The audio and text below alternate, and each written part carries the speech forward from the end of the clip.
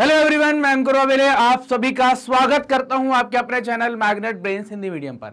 एक ऐसा प्लेटफॉर्म जहां पर आपको मिलती है निःशुल्क शिक्षा, वो भी क्वालिटी कंटेंट और बेस्ट फैकल्टीज के साथ। तो चलिए बात करते हैं इस वीडियो में क्या पढ़ेंगे। तो इस वीडियो में हम जलवायु नाम का जो हमारा चैप्टर था उसका हम कंप्लीट चैप्टर रिवीजन यहां पर देखने वाले हैं। जलवायु पढ़ने से पहले इंपॉर्टेंट क्या है, तो हमने ये पिछले दो चैप्टरों के अंदर, चैप्टर नंबर 2 के अंदर अगर आप देखेंगे तो हमने स्थलाकृतियों के बारे में पढ़ा हुआ था, और एक चैप्टर था चैप्टर नंबर 3 जहां पर हमने अफवाह यानी कि ड्रेनेज के बारे में पढ़ा हुआ था। स्थलाकृतियों में हमने पर्वत, पठार, खाई इन सब के बारे में पढ़ा था, और अफवाह में हमने नदी, सहायक नदी, घाटी इनके बारे में, द्रोणी क्षेत्र इनके बारे में पढ़ा था। किसी क्षेत्र के प्राकृतिक पर्यावरण को अगर आप समझना चाहते हैं, आपको लगता है कि हमें समझना है, तो समझने के लिए आपको क्या है, 3 मूल आवश्यक तत्व होते हैं, जिनमें से 2 मूल आवश्यक तत्व आपने यहां पर पढ़ लिए है ना। जिनमें से 2 आवश्यक तत्व आपने क्या है यहां पर पढ़ लिए हैं, उनको पढ़ लिया है। तीसरा तत्व जो है उसे इस चैप्टर के माध्यम से हम पढ़ने वाले हैं, और उस तीसरे तत्व को क्या कहते हैं, जलवायु या वायुमंडलीय अवस्था उसको कहा जाता है, जिसको हम इस चैप्टर के माध्यम से यहां पर पढ़ने वाले हैं। अब देखिए कि जलवायु में हम कैसे पता करेंगे, तो आपने फील किया होगा, कभी ठंडी, कभी गर्मी, कभी वर्षा, और यहाँ पर अलग अलग प्रकार के इस टाइम पर भोजन, अलग अलग प्रकार का टेस्ट हमको आता है, अलग अलग प्रकार के हम कपड़े पहनते हैं। अब कोई ये कहे टेस्ट कैसा होता है, मतलब इच्छा अलग होती है। गर्मियों में लोग कोल्ड ड्रिंक की तरफ दौड़ते हैं, सर्दियों में लोग चाय की तरफ दौड़ते हैं, अलाव तापते हैं, गरम गरम पकौड़े की तरफ जाते हैं। गर्मियों में लोग ठंडी चीज़ों की तरफ ज़्यादा भागते हैं। कपड़ों में भी फर्क आता है, गर्मियों में लोग पतले और सूती कपड़े पहनते हैं, और ठंडियों में लोग ऊनी कपड़े पहनते हैं। तो ये 3 ऋतुएं हैं जिनको हम ठंडी, गर्मी और बरसात कहते हैं। अब समझना हमें यहाँ पर क्या है कि जलवायु क्या है और मौसम क्या है, ये हमें यहाँ पर समझना है कि जलवायु क्या है और मौसम क्या है, उसको हम समझें। यहाँ पर एक विशाल क्षेत्र में लंबे समयावधि है ना, एक विशाल क्षेत्र में लंबे समयावधि में मौसम की अवस्थाओं तथा विविधताओं का जो कुल योग होता है उसको क्या कहते हैं, उस कुल योग को ही क्या कहा जाता है, जलवायु कहा जाता है। एक विशाल क्षेत्र में लंबे समयावधि में, बहुत लंबा टाइम मतलब 30 साल से ज्यादा का समय हो जाए, में मौसम की जो अवस्थाएं हैं, उनमें जो विविधताएं हैं, उनको क्या कहते हैं, उनको जलवायु कहा जाता है, उनको हम क्लाइमेट कहते हैं। मौसम एक विशेष समय में एक क्षेत्र के वायुमंडल की अवस्था होती है। मतलब क्या है, एक विशेष क्षेत्र में एक विशेष समय में क्या होती है, एक वायुमंडल की जो अवस्था होती है उसको क्या कहते हैं, मौसम। और यही मौसम जब लंबे समय तक, विशाल क्षेत्र में लंबी समय तक मौसम की जो अवस्था होती है या विविधता होती है, उसको हम क्या कहते हैं, जलवायु कहते हैं। मौसम यानी कि जिसको आप मानसून कहते हैं, एक शब्द आता है जिसको आप मानसून कहेंगे, अभी हम पढ़ेंगे भी जब मानसून हमारे यहाँ पर आएगा। तो मानसून शब्द की उत्पत्ति जो है वो मौसम से हुई है, जिसका शाब्दिक अर्थ होता है मौसम। मानसून का अर्थ एक वर्षा के दौरान वायु की दिशा में ऋतु के अनुसार परिवर्तन से होता है, जिसको आप क्या कहते हैं, मानसून कहते हैं। मौसम तथा जलवायु के तत्व दोनों में एक से तत्व आपको देखने को मिलेंगे। क्या मिलेंगे, जैसे आप देखें तापमान, आप देखें वायुमंडलीय दाब, आप देखें यहां पर पवन, आप देखें यहां पर आर्द्रता और वर्षण, ये क्या होंगे, आपको एक से यहां पर देखने को मिलेंगे। तापमान, वायुमंडलीय दाब, पवन, आर्द्रता, वर्षा, ये सब आपको एक से देखने को मिलेंगे।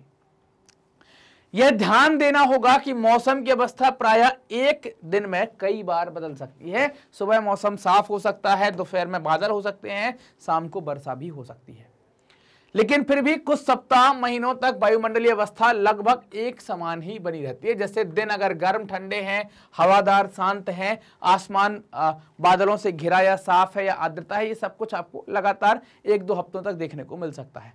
महीनों के औसत वायुमंडलीय अवस्था के आधार पर वर्ष को ग्रीष्म, शीत या वर्षा ऋतु में क्या किया गया, विभाजित किया गया। ये 3 ऋतुएं हमें यहाँ पर बताई गई हैं। विश्व को अनेक जलवायु प्रदेशों में बांटा गया है। पूरी दुनिया को हमने इसी आधार पर अलग अलग जलवायु प्रदेशों में बांटा है। क्या आप जानते हैं कि भारत की जलवायु कैसी है? इस स्थिति ऐसी तो नहीं है आपकी, जानते हैं कि नहीं जानते हैं? ऐसा क्यों के संबंध में ऐसा क्यों है कि जलवायु में हम बांटते हैं, ये सारी जानकारी इस चैप्टर के अंदर हम पढ़ने वाले हैं। भारत की जलवायु को क्या कहते हैं, मॉनसूनी जलवायु कहा जाता है। मॉनसूनी जलवायु क्यों कहेंगे, इसके पीछे कारण है, कारण पूरा चैप्टर पढ़ते हुए आपको क्लियर होगा। क्योंकि हमारे यहाँ पर जो अगर हम डिसाइडिंग चीज की बात करें कि डिसाइडिंग चीज क्या है कि ठंडी होगी, गर्मी होगी, खेती अच्छी होगी, नहीं होगी, ये सब कुछ वर्षा पर निर्भर करता है, मॉनसून पर निर्भर करता है। इस कारण से हमारे क्लाइमेट को कैसा कहते हैं? मॉनसूनी क्लाइमेट कहते हैं। इसमें हवाएं चलती रहती हैं, बदलती रहती हैं, उनकी डायरेक्शन भी बदलती रहती है। एशिया में इस प्रकार की जलवायु आपको कहां पर देखने को मिलती है? मुख्यतः दक्षिण और दक्षिण पूर्व में आप पाएंगे कि इस प्रकार का क्लाइमेट आप देख पा रहे हैं। सामान्य प्रतिरूप में लगभग एक रूपता होते हुए भी देश की जलवायु अवस्था में स्पष्ट प्रादेशिक भिन्नताएं आपको देखने को मिलती हैं। देश की जलवायु अवस्था में आपको स्पष्ट प्रादेशिक भिन्नताएं देखने को मिलती हैं। दो महत्वपूर्ण तत्व कौन कौन से हैं? तो एक महत्वपूर्ण तत्व है जिसको आप कहते हैं तापमान, और दूसरा महत्वपूर्ण तत्व है जिसको आप कहते हैं क्या? वर्षण। ये दो महत्वपूर्ण तत्व आपको देखने को मिलेंगे, तापमान और वर्षण।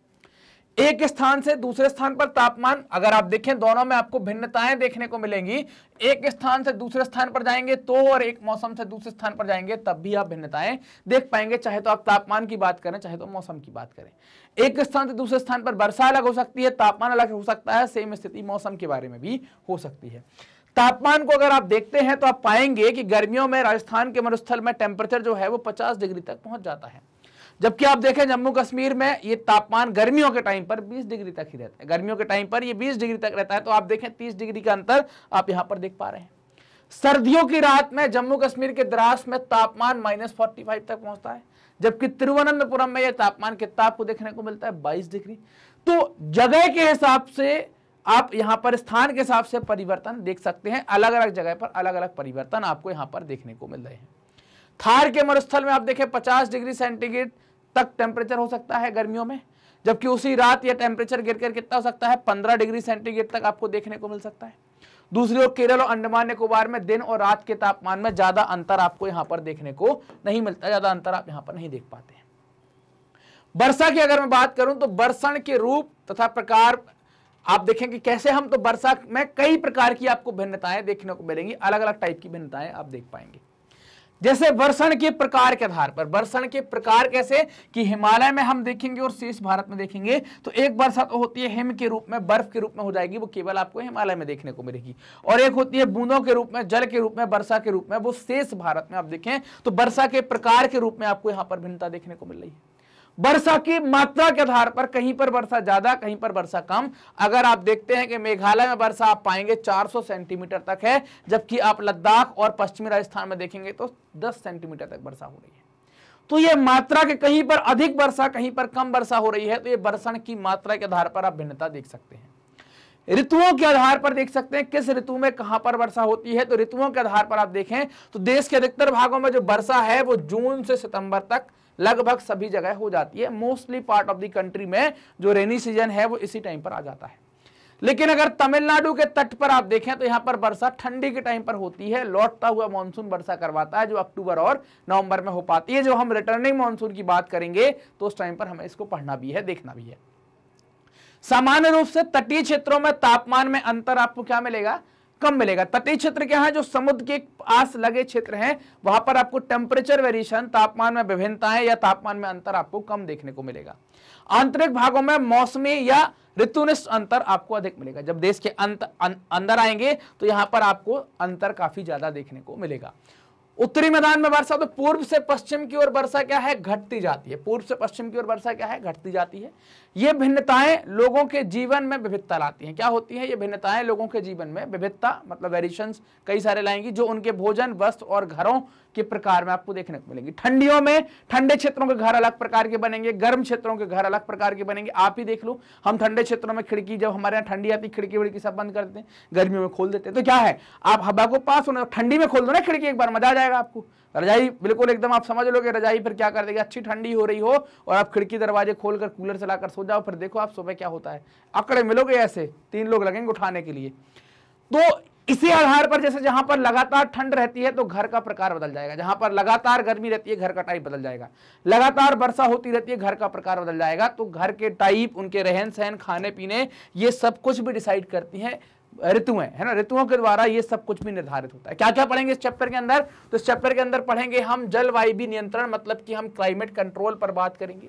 भारत की जलवायु को प्रभावित करने वाले कारक, फैक्टर्स अफेक्टिंग इंडियाज क्लाइमेट, ऐसे कौन कौन से फैक्टर हैं जो इंडिया क्लाइमेट को इफेक्ट करते हैं। ऋतुएं, द सीजन्स, जिसमें आप शीत ऋतु के बारे में, ग्रीष्म ऋतु के बारे में, वर्षा ऋतु, साथ ही साथ मानसून का मतलब वर्षा ऋतु के साथ हम क्या पढ़ेंगे, मानसून है ना, मानसून का आगमन हम देखेंगे, फिर हम मानसून की वापसी जिसको आप पोस्ट मानसून भी कहेंगे या लौटता हुआ मानसून भी कहेंगे, फिर डिस्ट्रीब्यूशन ऑफ रेनफॉल, मानसून एकता का परिचायक, monsoon as a unifying bond, ये टॉपिक हमें यहां पर पढ़ने हैं जो हमें इस चैप्टर के अंदर धीरे धीरे मिलने वाले हैं। तो आगे बढ़ते हैं और देखते हैं कि जलवायु नियंत्रण यानी कि जलवायु नियंत्रण जिसको आप क्लाइमेट कंट्रोल कहते हैं वो क्या है। जलवायु को नियंत्रित करने के आपको 6 अलग अलग कारक देखने को मिलेंगे, 6 कारकों पर बात करनी पड़ेगी। पहला कारक होगा जिसको आप अक्षांश के नाम से जानते हैं, इसको आप लैटिट्यूड कहते हैं। लैटिट्यूड क्या है, ये कैसे दर्शाता है, आपको अगर पता हो है ना, ये लैटिट्यूड इस प्रकार की रेखाएं होती हैं जो क्षैतिज रेखाएं होती हैं, और ये हमने चैप्टर नंबर 1 में बहुत अच्छे से कवर किया है। चैप्टर नंबर 1 में आपने अक्षांश और देशांतर बहुत अच्छे से वहां पर कवर किया गया है, तो वहां से आप समझ सकते हैं। अक्षांशों का उपयोग तापक्रम के क्षेत्र बांटने में किया गया था। तो ये भी क्या है, जलवायु के कारकों को निर्धारित करने वाली एक घटक हो जाती है। ऊंचाई, अगर आप ऊंचे क्षेत्र में जाएंगे, पहाड़ी क्षेत्र में जाएंगे तो तापमान घट जाएगा, और अगर आप मैदानी क्षेत्र में आएंगे तो तापमान बढ़ जाएगा। वायुदाब एवं पवन तंत्र, ये भी एक प्रमुख कारक हो जाता है। समुद्र से दूरी, अगर आप समुद्र के किनारे हैं तो आपको तापमान में भिन्नताएं या ऋतुओं में भिन्नताएं कम देखने को मिलेंगी, और समुद्र से दूरी बढ़ने पर भिन्नताएं बढ़ती चली जाएंगी। महासागरीय धाराएं और उच्च आवास लक्षण, ये सब कुछ क्या करते हैं, ये सभी चीजें जलवायु को नियंत्रित करने वाले कारकों में आती हैं। अब एक एक करके हम देखते हैं। तो पृथ्वी की गोलाई के कारण प्राप्त सौर ऊर्जा की मात्रा अक्षांशों के अनुसार अलग अलग होगी, हर एक अक्षांश पर अलग होगी। जैसे अगर आप विषुवत व्रत कह रहे हैं तो ये भी क्या है, एक प्रकार का अक्षांश है, इसको विषुवत अक्षांश भी कहते हैं। तो इस अक्षांश पर आप देखेंगे, अगर इस अक्षांश की मैं बात करता हूं जिसको आप 0 डिग्री कहते हैं, यहां पर सूर्य से प्राप्त ताप जो है उसकी मात्रा सर्वाधिक आपको देखने को मिलेगी। लेकिन जैसे ही इससे आप ऊपर की तरफ जाएंगे और इससे नीचे की तरफ जाएंगे, मतलब जैसे ही आप विषुवत रेखा से दूर हटेंगे, अक्षांशों के नंबर बढ़ना स्टार्ट होंगे, मतलब यहां से 1, यहां भी 1 2 3 4 ऐसे आप दूर जाएंगे, पोलों की तरफ जाएंगे, ध्रुवों की तरफ जाएंगे, तो तापमान क्या हो जाएगा, घटना स्टार्ट हो जाएगा। तो ध्रुवों पर आपको तापमान क्या मिलेगा, कम देखने को मिलता है। इसी प्रकार ऊंचाई के साथ जैसे आप ऊंचाई पर जाते हैं तो तापमान घटते चला जाता है। सतह से ऊंचे होने पर तापमान क्या होता है, धीरे धीरे घटना स्टार्ट हो जाता है, लगातार घटते चला जाता है। इसलिए अगर आप पाएंगे कि पहाड़ियां गर्मी के मौसम में भी आपको क्या देखने को मिलती हैं, ठंडी देखने को मिलती है, और किसी भी क्षेत्र का वायुदाब एवं पवन तंत्र उस स्थान के अक्षांश और ऊंचाई पर भी निर्भर करता है। इस प्रकार तापमान एवं वर्षा के वितरण को प्रभावित करता है। क्या है इस प्रकार तापमान क्या है, तापमान वर्षा के वितरण को प्रभावित कर रहा है। समुद्र का जलवायु पर समकारी प्रभाव पड़ता है, मतलब ये समुद्र का जलवायु को क्या करता है, सम जलवायु करता है वैसा प्रभाव। मतलब समुद्र के पास कोई चीज होगी, किसी वाटर बॉडी के पास कोई चीज होगी, तो वहां पर तापमान में अंतर कम, ऋतुओं में अंतर कम, तो इस कारण से समकारी प्रभाव इसको कहा गया है। जैसे जैसे समुद्र से दूरी बढ़ती जाएगी वैसे वैसे भिन्नताएं भी बढ़ती चली जाएंगी। इसे महाद्वीपीय अवस्था, गर्मी में बहुत अधिक गर्म और सर्दी में बहुत अधिक ठंडी कहते हैं। तो ये क्या कहलाती है, इस स्थिति को हम क्या कहते हैं, महाद्वीपीय अवस्था कहते हैं, जो देश के भीतर के भागों में मिलती है। महासागरीय धाराएं, समुद्र तट की ओर चलने वाली हवाएं जो होती हैं, इन समुद्र तट की ओर चलने वाली हवाओं के साथ तटीय क्षेत्रों की जलवायु भी प्रभावित होती है। उदाहरण के तौर पर अगर आप देखते हैं तो कोई भी तटीय क्षेत्र जहां गर्म और ठंडी जलधाराएं बहती हैं और वायु की दिशा समुद्र की तट की ओर हो, तब वह गर्म तथा ठंडी हो जाएगी, या वो क्या होगा, या वो तट क्या होगा, गर्म और ठंडा हो जाएगा। उच्चावास, जिसको हम ऊंची जगह कहते हैं। ऊंचे पर्वत ठंडी और गर्म वायु को अवरोधित करते हैं। क्या करते हैं, ऊंचे पर्वत ठंडी और गर्म वायु को अवरोधित करते हैं। यदि उनकी ऊंचाई इतनी हो कि वे वर्षा लाने वाली वायु के रास्ते को रोक सकते हैं, उनको रोकने में सक्षम है, तो उस क्षेत्र में वर्षा हो जाएगी, नहीं तो वायु आगे निकल जाएगी। पर्वतों के पवन मुख ढाल अपेक्षाकृत कैसे होते हैं, पवन मुख मतलब जहां पर हवाएं नहीं बह पाती हैं, वो ढाल हमेशा कैसे होते हैं, सूखे होते हैं, क्योंकि वो वृष्टि छाया प्रदेश में आते हैं, वृष्टि छाया रन साइड एरिया में पड़ते हैं, इस कारण से क्या होते हैं, वो हमेशा सूखे रहते हैं। भारत की जलवायु को प्रभावित करने वाले कारक कौन कौन से, तो 6 कारकों पर हमने चर्चा करी थी। तो पहला कारक आ जाएगा जिसको कहेंगे हम अक्षांश। अब अक्षांश हमने देखा था कि ये पृथ्वी पर खींची गई क्षैतिज रेखाएं हैं, 0 डिग्री है, ये फिर 23.5 डिग्री है, फिर और ऊपर, और ये ऐसे आप देख पा रहे हैं। तो ये अक्षांश रेखाएं हैं जिनके बारे में हम पढ़ भी चुके हैं, पिछले अध्यायों में हमने डिटेल से पढ़ा है। तो आप यहां पर देखेंगे, यहां पर सूर्य का ताप सर्वाधिक मिलता है, इस कारण से यहां पर क्या कहते हैं, इस कारण से कहा जाता है कि इसे उष्णकटिबंधीय क्षेत्र कहते हैं। यहां पर अगर आप देखेंगे कि सूर्य का तापमान यहां पर क्या होता है, कम होना स्टार्ट हो जाता है। सूर्य का तापमान यहां क्या होता है, कम होना स्टार्ट हो जाता है, इस कारण से इसको क्या कहते हैं, इस कारण से ये कहता है शीतोष्णकटिबंधीय क्षेत्र कहलाता है। यहां सूर्य का तापमान मिल ही नहीं पाता पोलर क्षेत्र में, तो इसको क्या कहते हैं, शीत कटिबंध या जो ठंडा क्षेत्र कहलाता है वो इसको कहा जाता है। तो ये अक्षांश है, इनका हमें उपयोग करना पड़ता है, इनको हमें देखना पड़ता है। तो कर्क व्रत जो है, अगर हम इस कर्क व्रत की बात करते हैं, ये वाले कर्क व्रत की बात कर रहे हैं, ये कर्क व्रत यहां पर ये वाले, अगर हम इसकी बात करते हैं तो कर्क व्रत जो है वो देश के मध्य भाग से होकर गुजरता है। कहां से होकर गुजरता है, देश के मध्य भाग से होकर गुजरता है। अब जब वो मध्य भाग से होकर गुजर रहा है तो वो पश्चिम में कच्छ के रण से लेकर पूर्व में मिजोरम सब कुछ उसके अंडर में आता है। तो ये भारत को 2 हिस्सों में बांट देता है, एक उत्तरी भारत और एक दक्षिणी भारत। देश का लगभग आधा भाग जो है वो कर्क व्रत के दक्षिण में और आधा भाग कर्क व्रत के उत्तर में आ जाता है। कर्क व्रत के उत्तर में स्थित शेष भारत जो है वो कैसा हो जाता है, उपोष्णकटिबंधीय क्षेत्र बन जाता है। इसलिए भारत की जलवायु में उष्णकटिबंधीय जलवायु एवं उपोष्णकटिबंधीय जलवायु दोनों के लक्षण आपको देखने को मिलते हैं उत्तर और दक्षिण भारत के कारण। चाहे तो आप देखें, ये कर्क रेखा कुछ इस तरीके से जा रही है, अगर आप देख पा रहे हो, ये कर्क रेखा जा रही है जो भारत को 2 अलग अलग भाग में, ये नॉर्थ इंडिया हो जाएगा और इसको आप साउथ इंडिया कह देंगे।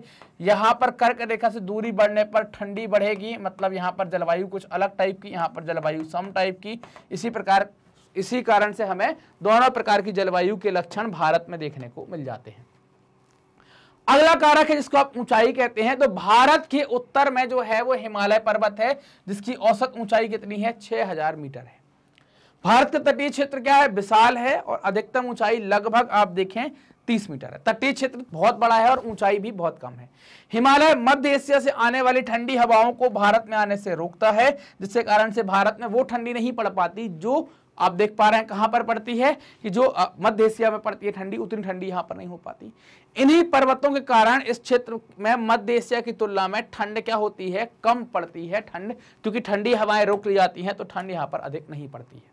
ये हिमालय है और ये हिमालय मध्य एशिया की तरफ से या उत्तर की तरफ से जो ठंडी हवाएं आती हैं उनको रोक लेता है। इस कारण से हिमालय के दक्षिण में उतनी ठंड नहीं पड़ पाती है, या वो ठंड नहीं पड़ती जो दूसरी जगह पड़ रही है।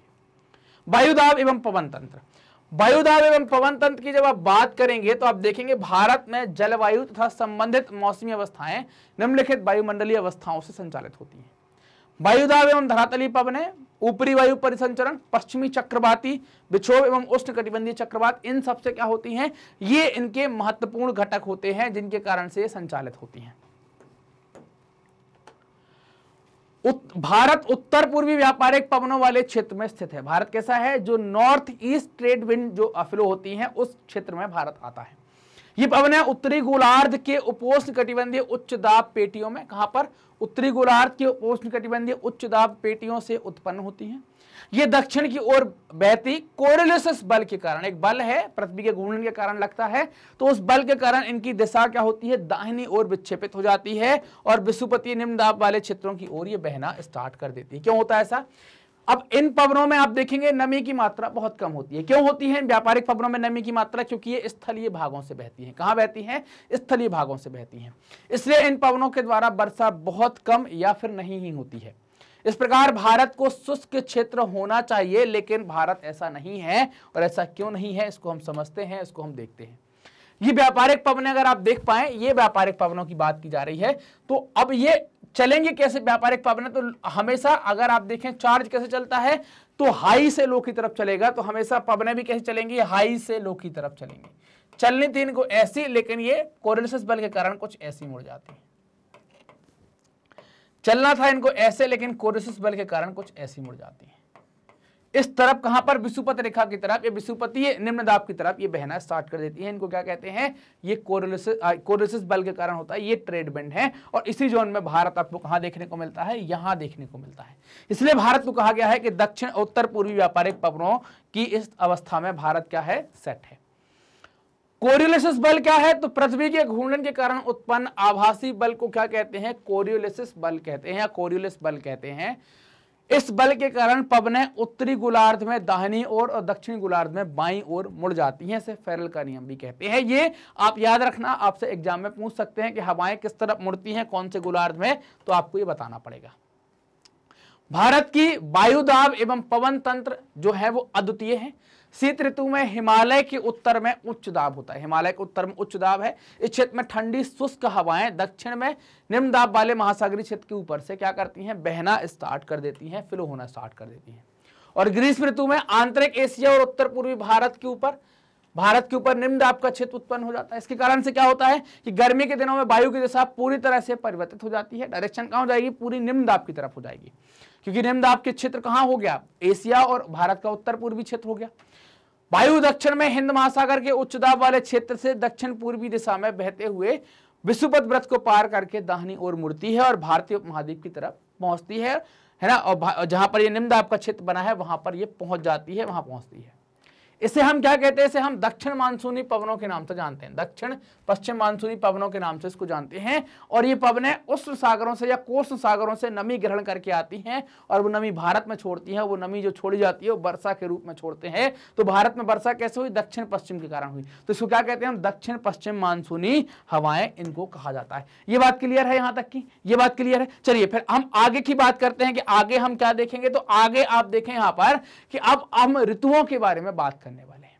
ऋतुएं क्या होती हैं, कैसी होती हैं और कितनी ऋतुएं हैं, इनके ऊपर हम यहां पर बात करने वाले हैं।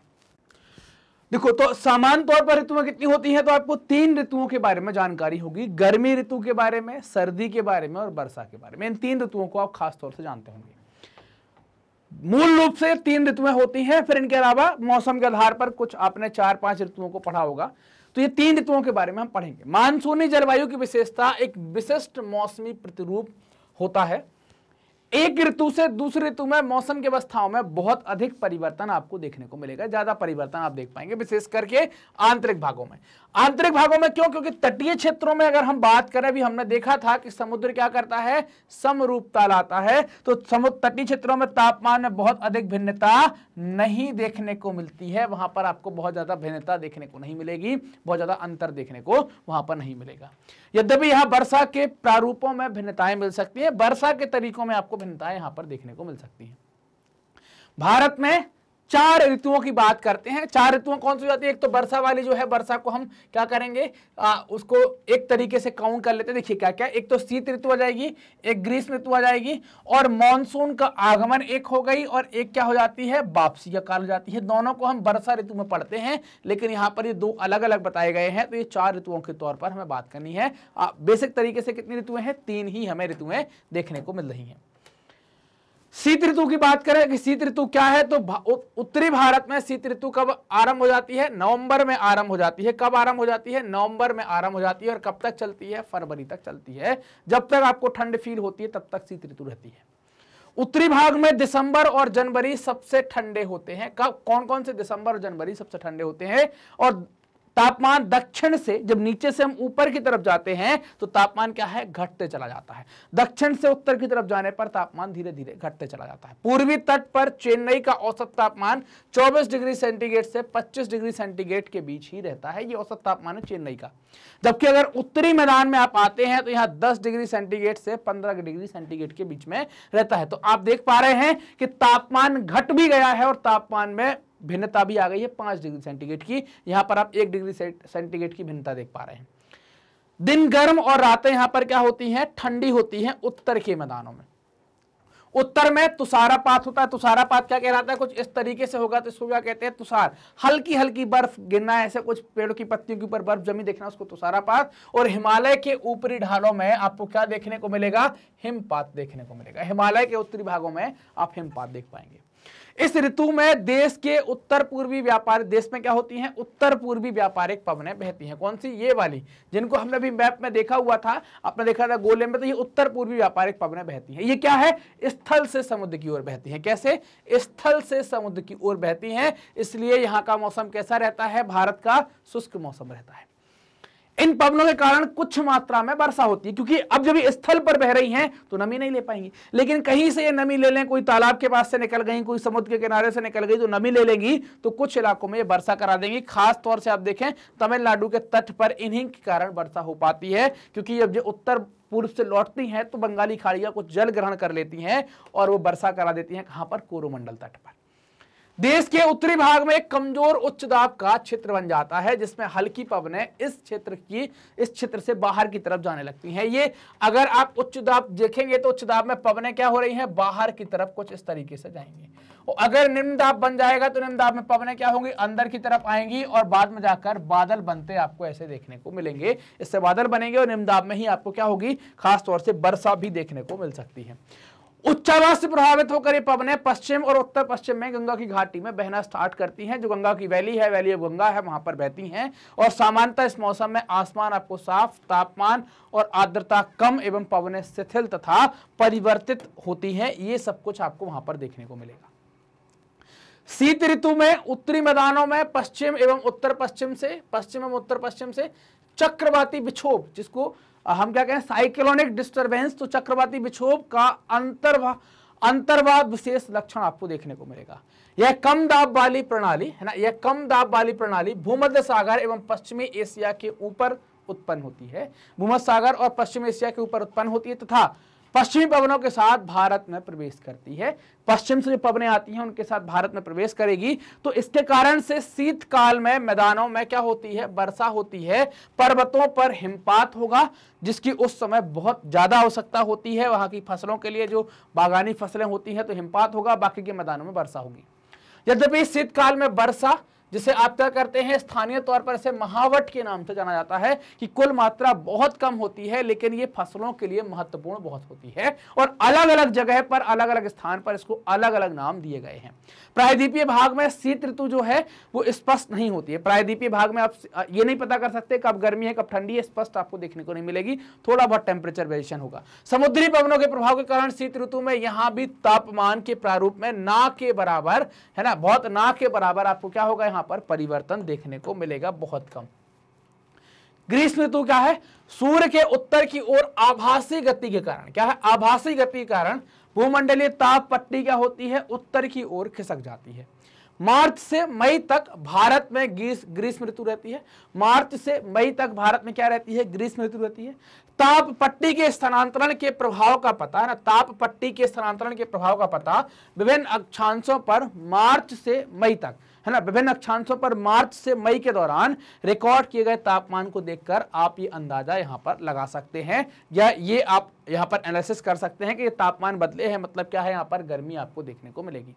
मार्च में दक्कन के पठार का उच्चतम तापमान हम 38 डिग्री देखेंगे, जबकि उत्तर भारत में गुजरात का या राजस्थान में आप देखेंगे तापमान तो आपको 42 डिग्री सेंटीग्रेड देखने को मिलेगा।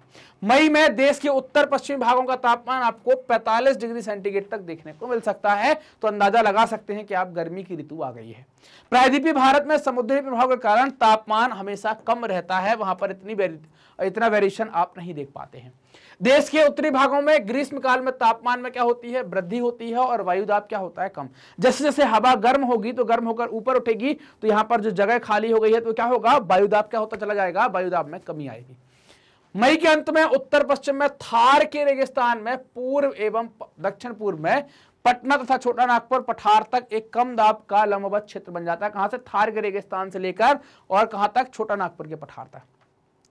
पवन का परिसंचरण इस गर्त के चारों ओर प्रारंभ हो जाता है और लू जो है वो उत्तर भारत में एक विशेष विशेषता होती है, गर्म हवा चलती है। कहां पर? उत्तर भारत में। इसको लू कहते हैं, लपट कहते हैं। और ये लू क्या करती है? आपके शरीर से पानी खींच ले जाती है, जिससे डिहाइड्रेशन हो जाता है।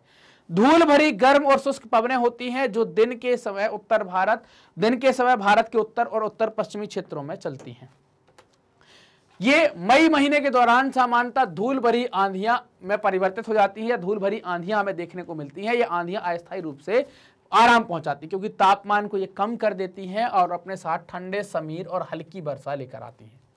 इस मौसम में कभी कभी तीव्र हवाओं के साथ गरज वाली मूसलाधार बारिश भी होती है।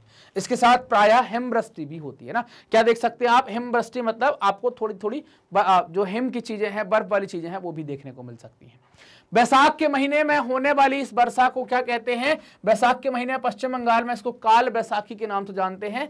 ग्रीष्म ऋतु के अंत में कर्नाटक केरल में होती है तो इसको यहां पर क्या कहते हैं? आम्र वर्षा कहते हैं, क्योंकि इस वर्षा के कारण वहां के आम जल्दी पक जाते हैं तो इसको आम्र वर्षा के नाम से जाना जाता है, जो खासतौर पर क्या हो जाती है आपकी गर्मी की ऋतु में बीच में हो जाती है या वर्षा के बहुत पहले हो जाती है, तो इनको स्थानीय नाम ये दिए गए हैं। जून के प्रारंभ में, मतलब हम क्या बात करेंगे? वर्षा ऋतु का आगमन, है ना, वर्षा ऋतु या उसका आगमन। तो जून के प्रारंभ में उत्तरी मैदानों में क्या है? निम्न दाब का एक क्षेत्र बना है। देखो क्या होता है कि जब ये निम्न दाब का क्षेत्र बनेगा तो यहां पर चारों तरफ की पवनें क्या होंगी? चारों तरफ की पवनें आएंगी इस जगह को भरने के लिए, है ना, चारों तरफ की पवनें आएंगी इस जगह को भरने के लिए। ये यहां पर आना धीरे धीरे स्टार्ट कर देंगे। ये चारों जगह की पवनें धीरे धीरे आना यहां पर स्टार्ट कर देंगी, तो ये जगह को यहां पर भरेंगी कुछ इस तरीके से। तो ये दक्षिणी गोलार्ध की व्यापारिक पवनों को क्या करता है? निम्न दाब का क्षेत्र अपनी तरफ आकर्षित करेगा और दक्षिण पूर्वी व्यापारिक पवनें दक्षिणी समुद्रों के उष्ण कटिबंधीय क्षेत्रों में उत्पन्न होती है और वहां से नमी को लेकर आगे की तरफ बढ़ती हैं। ये पवनें गर्म महासागर के ऊपर से होकर गुजरती हैं, इसलिए इनमें बहुत अधिक मात्रा में नमी होती है। ये पवनें बहुत तीव्र होती हैं, इनकी गति 30 किलोमीटर प्रति घंटे की होती है। सुदूर उत्तर पूर्वी भाग को छोड़कर ये मानसूनी पवनें देश के शेष भाग में लगभग 1 महीने में पहुंच जाती हैं। कितने पहुंच जाती हैं? 1 महीने में ये पहुंच जाती है। चाहे तो आप मैप के अंदर देख सकते हैं कि अगर हम बात करें यहाँ पर, आप देखें 1 जून को ये केरल में यहाँ पर आया और 1 जून को यहाँ पर देखने को 5 जून फिर 10 जून को मुंबई पहुंचा, 15 जून को गुजरात पहुंचा, 15 जुलाई को राजस्थान पहुंचा, पूरे भारत में 15 जून तक, मतलब महीने भर के अंदर पूरे भारत में आप मानसून को देख सकते हैं कि महीने भर में मानसून पूरे भारत में पहुंच गया है। दक्षिण पश्चिम मानसून का भारत में अंतर्भाव यहाँ के मौसम को पूरी तरह से परिवर्तित कर देता है। इसमें आपको बदलाव देखने को मिलेगा। जैसे ही ये मानसून आएगा तापमान अचानक से कम हो जाएगा, तापमान घटना स्टार्ट होगा। मौसम के प्रारंभ में पश्चिमी घाट के पवनमुख भागों में भारी वर्षा होगी, 250 सेंटीमीटर की वर्षा यहां पर आपको देखने को मिलेगी। तो क्या होगा? वहां का तापमान धीरे धीरे घटना स्टार्ट होगा, इसलिए कहा गया है कि मौसम को पूरी तरह परिवर्तित कर देगा। दक्कन का पठार और मध्य प्रदेश के कुछ भागों में भी वर्षा होगी, और यद्यपि ये क्या है, वृष्टि छाया प्रदेश में आपको देखने को मिलते हैं, रेन साइड एरिया होते हैं जहां पर वर्षा कम होती है, लेकिन यहाँ पर इन हवाओं के माध्यम से आपको कुछ कुछ वर्षा देखने को मिल जाएगी। इस मौसम की अधिकतर वर्षा देश के उत्तर पूर्वी भागों में होती है। देश के उत्तर पूर्वी भागों में होती है। यहां पर आप देखें मेघालय में मानसिमराम जो है वो दुनिया का सर्वाधिक वर्षा प्राप्त करने वाला स्थान है। गंगा की घाटी के पूर्व से पश्चिम की ओर वर्षा की मात्रा क्या होती है? घटती जाती है। पूर्व से पश्चिम की ओर मतलब बंगाल से, जैसे ही आप बंगाल से झारखंड, बिहार, उत्तर प्रदेश ऐसे बढ़ते चले जाएंगे, वर्षा की मात्रा क्या होगी? घटती चली जाएगी। राजस्थान और गुजरात के कुछ भागों में बहुत कम वर्षा देखने को मिलती है। अब एक आएगा वर्षा में विराम। आर्द्र एवं शुष्क दोनों तरह के अंतराल आपको यहां पर देखने को मिलेंगे। दूसरे शब्दों में मानसूनी वर्षा एक समय में कुछ दिनों तक ही आपको देखने को मिल सकती है, सिर्फ कुछ लिमिटेड समय तक। इनमें वर्षा रहित अंतराल भी होते हैं, बीच बीच में गैप भी आते हैं कि वर्षा आगे बढ़ जाती है, उस जगह पर कुछ गैप आ गया, उसको वर्षा अंतराल कहते हैं। मानसून में आने वाले विराम मानसूनी गर्त की गति से संबंधित होते हैं। उसकी जो गति होती है उससे संबंध ये रखते हैं। विभिन्न कारणों से गर्त एवं इसका अक्ष उत्तर से क्या होता है? उत्तर से दक्षिण की तरफ खिसक जाता है, उत्तर से दक्षिण की तरफ खिसक जाता है, जिसके कारण वर्षा का स्थानिक वितरण सुनिश्चित होता है। वर्षा भी मतलब जो उसका लोकल लेवल पर जो वितरण है, कहां वर्षा कैसी होनी है, वो इसके कारण फिक्स होता है। जब मानसून के गर्त का अक्ष मैदान के ऊपर होता है ना, मैदान के ऊपर होता है, तब इन भागों में वर्षा क्या होती है? अच्छी होती है। दूसरी ओर जब अक्ष हिमालय के समीप चला जाता है, हिमालय के पास पहुंच जाएगा, तो वर्षा क्या होगी? शुष्क होगी, लंबे समय तक वर्षा नहीं होगी, मैदानी भाग शुष्क रहेंगे। अब हमें बात करनी है मानसून की वापसी या परिवर्तनीय मौसम या रिट्रेटिंग मानसून जिसको कहते हैं, इसके बारे में हमें यहां पर बात करनी है। क्या होगा ये रिट्रेटिंग मानसून? तो जब कोई चीज आई है तो वो वापस भी होगी, ये बात हम मान के चलें तो उसी को हम क्या कहेंगे? रिट्रेटिंग मानसून कहा जाएगा। तो आपको क्या लग रहा है कि मानसून केरल से आया है और उत्तर की तरफ बढ़ते चला गया है, तो मानसून हटेगा कैसे? उत्तर से दक्षिण की तरफ आते जाएगा, तो मानसून क्या होगा? इसको हम क्या कहेंगे? लौटता हुआ मानसून कहते हैं, रिट्रेटिंग मानसून कहते हैं, परिवर्तनीय मानसून इसको कहा जाता है। ये बात समझ में आ रही है? तो अक्टूबर नवंबर के दौरान दक्षिण की तरफ सूर्य की आभासी गति है ना, सूर्य की आभासी गति क्या होती है? क्या दक्षिण की तरफ हो जाती है। अब आभासी गति दक्षिण की तरफ होगी तो निम्न दाब भी कहां बन जाएगा, दक्षिण की तरफ बन जाएगा। तो जब निम्न दाब दक्षिण की तरफ बनेगा तो उत्तरी मैदानों के ऊपर जो निम्न दाब था वो क्या होगा, कमजोर होगा। वहां धीरे धीरे क्या होगा, वहां धीरे धीरे उच्च दाब वाली प्रणाली बन जाएगी।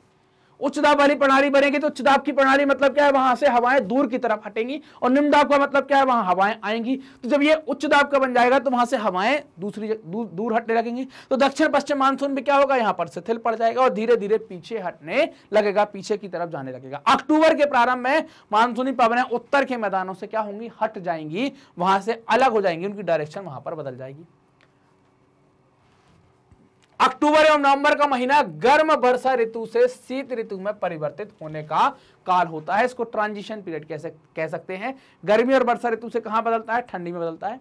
मानसून की वापसी होने से आसमान साफ एवं तापमान में वृद्धि हो जाती है ना। क्या होता है, आसमान साफ होता है और तापमान में वृद्धि हो जाती है।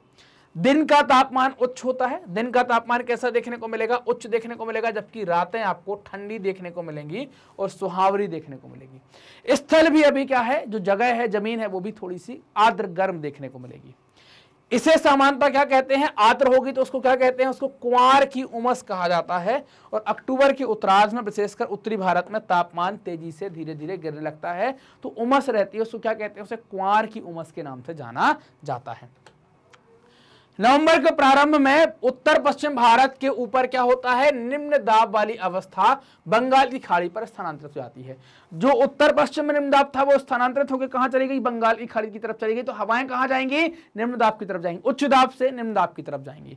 यह स्थानांतरण चक्रवाती निम्न दाब से संबंधित होता है, जो कि अंडमान सागर के ऊपर उत्पन्न होता है। ये चक्रवात सामान्यतः भारत के पूर्वी तट को पार करते हैं, जिनके कारण वहां पर व्यापक एवं भारी वर्षा पूर्वी तट में आपको देखने को मिलती है। ये उष्णकटिबंधीय चक्रवात प्रायः कैसे होते हैं, विनाशकारी होते हैं। गोदावरी, कृष्णा, कावेरी नदियों के सघन आबादी वाले डेल्टा प्रदेशों में भी ये चक्रवात अक्सर आते रहते हैं, होते रहते हैं, जिसके कारण बड़े पैमाने पर आपको नुकसान भी देखने को मिलता है। कभी कभी चक्रवात उड़ीसा में, पश्चिम बंगाल में, बांग्लादेश के तटीय क्षेत्रों में भी पहुंच जाते हैं। कोरोमंडल तट पर अधिकतर वर्षा इन्हीं चक्रवातों तथा अवदाबों से होती है ना। कोरोमंडल तट पर वर्षा जो है वो इन्हीं सब कारणों से आप वहां पर देख पाते हैं। ये मानसून का लौटना है कि अगर आप देख पा रहे हैं कि मानसून 15 सितंबर के बाद से लौटना स्टार्ट कर रहा है, तो आप देखें सितंबर, अक्टूबर, नवंबर, दिसंबर, ये मानसून कुछ इस तरीके से लौटते चला आता है। ये लौटता है यहाँ पर, आप ये मैप जब आप देखेंगे तो सितंबर में आप देखें, सितंबर में यहाँ पर राजस्थान में यहाँ पर है, फिर इसके 15 सितंबर को ये मानसून की स्थिति यहाँ हो गई, फिर 1 अक्टूबर को मानसून की स्थिति कुछ ये हो गई, फिर 15 अक्टूबर को ये हो गई, फिर 1 नवंबर को ये हो गई, फिर 15 नवंबर को ये हो गई और 1 दिसंबर को ये हो गई। और 1 दिसंबर के आसपास अक्टूबर, नवंबर, दिसंबर में यहाँ पर भारी वर्षा करवा देगा और मानसून क्या हो जाएगा, लौट जाएगा, जिसको हम लौटता हुआ मानसून कहते हैं। क्लियर बात यहाँ तक की। देखो अब बात करेंगे वर्षा का वितरण कैसा है, मतलब कि कहां पर वर्षा कैसी होती है, कहीं ज्यादा होती है, कहीं कम होती है। तो ये वितरण कैसे है, तो ये मानसूनी अवस्था के कारण है। कहीं पर मानसून तीव्र आता है, मानसून जब आता है तो उसकी स्ट्रेंथ ज्यादा होती है। और भौगोलिक स्थितियां जो हैं, कहीं पर पर्वत मिल जाते हैं तो कहीं पर रेगिस्तान है, जहां पर्वत ऊंचे हैं वहां वर्षा हो जाती है, रेगिस्तान में हवा निकल जाती है। पश्चिमी घाट के भागों एवं उत्तर पूर्वी भारत में अगर आप देखते हैं तो वर्षा 400 सेंटीमीटर तक होती है, सर्वाधिक वर्षा आप देख पाते हैं। किंतु राजस्थान और उससे सटे पंजाब में आप वर्षा देखते हैं तो बहुत कम देखने को मिलती है। क्या कितने देख पाते हैं यहाँ पर, राजस्थान और उससे सटे पंजाब, हरियाणा, गुजरात में 60 सेंटीमीटर से भी कम वर्षा यहाँ पर देख पाते हैं। तो ये वर्षा का अंदाजा आप यहाँ पर लगा सकते हैं। दक्षिण पठार के आंतरिक भागों में सह्याद्री के पूर्व में, सह्याद्री मतलब जिसको आप पश्चिमी घाट कह रहे हैं, तो ये पश्चिमी घाट हो गया, इसका पूर्व क्या हो गया ये, तो इसके पूर्व में यहाँ पर आपको वर्षा सामान्य रूप से कम देखने को मिलेगी। लेकिन अगर आप इसके पश्चिम में देखेंगे तो यहाँ पर वर्षा आपको ज्यादा देखने को मिलेगी। चूंकि मानसून यहीं पर टकरा रहा है, इस कारण से वर्षा आप यहाँ पर देख पाते हैं, लेकिन ये पूरा वृष्टि छाया प्रदेश बन जाता है, इस कारण से आप यहाँ पर वर्षा नहीं देख पाते, या ये वाला क्षेत्र वर्षा प्राप्त नहीं कर पाता है। इन क्षेत्रों में वर्षा की मात्रा कम क्यों होती है, जम्मू कश्मीर के लिए लद्दाख में भी वर्षा आप देख पाते हैं कम होती है, वर्षण कम होता है। देश के शेष हिस्से में वर्षा की मात्रा हमेशा मध्यम रहती है। हिमपात हिमालयी क्षेत्र तक ही सीमित होता है, हिमपात आपको भारत के और शेष भागों में देखने को नहीं मिलेगा। मानसून की प्रकृति के परिणाम स्वरूप एक वर्ष से दूसरे वर्ष होने वाली वार्षिक वर्षा की मात्रा में भी भिन्नता होती है। किसी वर्ष वर्षा अधिक होती है तो किसी वर्ष वर्षा कम होती है। किसी वर्ष तो इतनी हो जाती है कि फसल नहीं लगा पाते और किसी वर्ष वर्षा इतनी कम होती है कि लगी लगाई फसल भी सूख जाती है।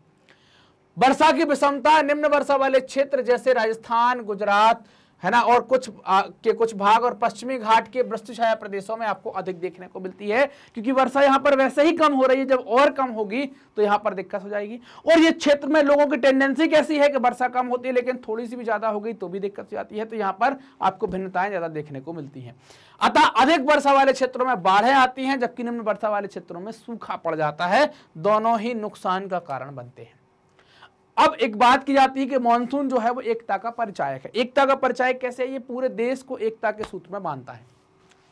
हिमालय में आप देखेंगे तो अत्यंत ठंडी पवनों से भारतीय उपमहाद्वीप की रक्षा की जाती है। हिमालय इनसे रक्षा करता है। इसके कारण अपेक्षाकृत उच्च अक्षांशों के बावजूद भारत में उतनी ठंड नहीं पड़ती। तापमान हमेशा क्या होता है? ऊंचा बना रहता है। प्रायद्वीपीय पठार में तीनों ओर से समुद्र से घिरे रहते हैं। इस कारण से हमारे यहाँ पर ना तो गर्मी और ना सर्दी अधिक होती। प्रायद्वीपीय भारत की बात करें तो इसके समकारी प्रभाव के कारण तापमान की दिशाओं में बहुत कम अंतर आपको देखने को मिलता है। फिर भी भारतीय प्रायद्वीप पर मानसून की एकता का प्रभाव बहुत स्पष्ट रूप से आप देख पाते हैं। पवन की दिशाओं का ऋतुओं के अनुसार परिवर्तन और उनसे संबंधित ऋतुओं की दशाएं ऋतु चक्रों को एक लय प्रदान करती हैं। एक लय में वो चलती हैं। वर्षा की अनिश्चितता तथा उसका असमान वितरण मानसून का एक विशिष्ट लक्षण होता है और जो देश के सभी कोनों में कोई ना कोई कभी ना कभी फील करता है। इसी कारण से इसको क्या कहते हैं? एकता का परिचायक कहा जाता है। संपूर्ण भारतीय भूदृश्य, इसके जीव तथा वनस्पति, इसकी कृषि चक्र, मानव जीवन तथा उनके त्योहार उत्सव सब कुछ मानसून के चारों तरफ घूमते हैं। अब देखें कि हमारे यहाँ पर त्योहार भी मानसून के हिसाब से ही डिसाइड किए जाते हैं। या तो मानसून आगमन के पहले या मानसून के बाद कई सारे त्योहारों के बारे में आप ऐसी चर्चा कर सकते हैं। उत्तर से दक्षिण तथा पूर्व से पश्चिम तक संपूर्ण भारतवासी प्रतिवर्ष मानसून के आगमन की प्रतीक्षा करते हैं और मानसून के आगमन के साथ ही भारत के हर एक राज्य में कृषि कार्य आरंभ हो जाते हैं। तो कृषि कार्य करने के लिए ही या और दूसरे उनके जो कार्य होते हैं उसके लिए मानसून की प्रतीक्षा की जाती है। मानसूनी पवनें जल प्रदान कर कृषि प्रक्रिया में तेजी लाती हैं और संपूर्ण देश को एक सूत्र में बांधती हैं, क्योंकि भारत एक कृषि प्रधान देश है। नदी घाटियां जो इन जलों का संवहन करती हैं उन्हें भी एक नदी घाटी इकाई का नाम दे दिया जाता है। वो भी किस कारण से? वर्षा के कारण से। अगर वर्षा ना आए तो वो घाटी इकाई का नाम भी इनको ना मिल पाए। ये कंप्लीट चैप्टर था जिसका हमने कंप्लीट चैप्टर रिवीजन कर लिया। पूरे चैप्टर को हमने यहाँ पर देख लिया। मैग्नेट ब्रेन्स अपने हाई क्वालिटी एजुकेशन और फ्री एजुकेशन के लिए जाना जाता है। आप हमारे सभी वीडियोस देख सकते हैं हमारे ऑफिशियल यूट्यूब चैनल, हमारी वेबसाइट, हमारे एप्लीकेशन पर 100% फ्री। आप हमसे कनेक्ट कर सकते हैं यूट्यूब, फेसबुक, इंस्टा, ट्विटर और टेलीग्राम के माध्यम से। ये वीडियो आप देख रहे हैं मैग्नेट ब्रेन्स के Hindi channel magnet brains Hindi medium पर, तो चैनल को सब्सक्राइब करें, वीडियो को लाइक करें, अपने दोस्तों के साथ जमकर शेयर करें। धन्यवाद।